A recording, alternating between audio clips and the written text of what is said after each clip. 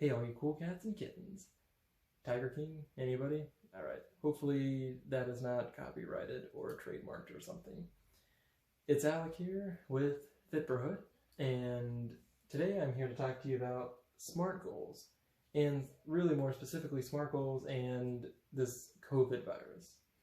So here at Fitberhood, it is my goal to help you find out what your goal is and the best way to help you achieve it. And that goal can be a variety of things, not just limited to getting super shredded or getting that juicy butt that you always see one of the Kardashians having.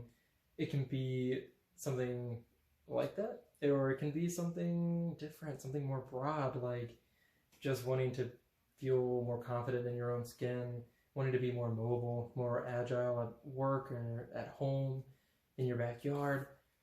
Whatever it is, we will do our very best to help design some SMART goals and design a training plan to help, make that a part of your lifestyle and to help get you as close to, if not exceeding that goal. So a SMART goal broken down is something that is specific, measurable, attainable, relevant, and time-bound. And I will break those down here in a second. I want to preface this discussion with how this relates to COVID and really how COVID impacts it. So with this COVID virus running a little rampant, a lot of states have issued stay-home orders, a lot of gyms and workout facilities have shut down, and the large majority of Americans and people worldwide are confined to their homes, confined to whatever workout equipment they may or may not even have lying around. So workout bands, maybe a dumbbell set if you're really lucky, or just heavy things like bags of rice or laundry detergent or gallons of milk even. And what that means is what used to be your goals of maybe getting stronger in terms of being able to have a higher 1 rep max for any number of exercises might be harder to achieve now because the items that you have laying around at home aren't heavy enough to get you to break any plateaus to lift heavier in that regard. So what will happen now is you'll have to maybe redefine what your goals are until this is over. One example is for myself is I'm trying to take this time to eat, a few fewer calories and kind of lean out and work on body weight exercises and things like push-ups and just body weight squats. But that's something specific to me. I'd like to lose a couple more pounds, and I'd like to get back to a level where I can do as many push-ups as I could in the Secret Service. So for you, you might have to sit down and ask yourself, okay, what do I want to achieve while this virus is impacting our lives? And it can be something cardio-based, where hopefully a lot of people have access to or the ability to jog outside, run outside, walk outside, even walking around your own house, something like that. So let's take a look at a SMART goal and how it breaks down. So the first letter is specific. And what that means is your goal should be something that is easily defined. Rather than saying during this coronavirus quarantine, I want to get in better shape. That's a very lofty goal in terms of it's not very specific and it's very broad. So you have to sit there and say, well, how do I define what fit means for me? Fit for you might not be the same for fit for me or somebody else or another person. So specific could be something like, I want to be able to do 10 push-ups or 20 push-ups by the time this quarantine is lifted and I can go back to the gym. Or, I have not run a lot and I'd like to do, from couch to 1 mile program or couch to half a mile, whatever the number is. Something that's very specific and something that's easy to say, I just have to do this thing, and that is me achieving my goal.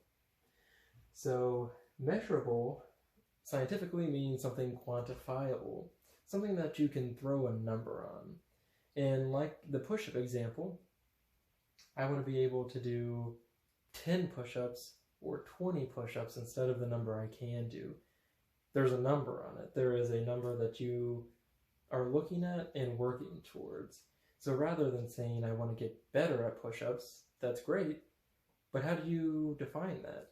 Is getting better at push-ups being able to do 1 push-up, 100 push-ups, 20?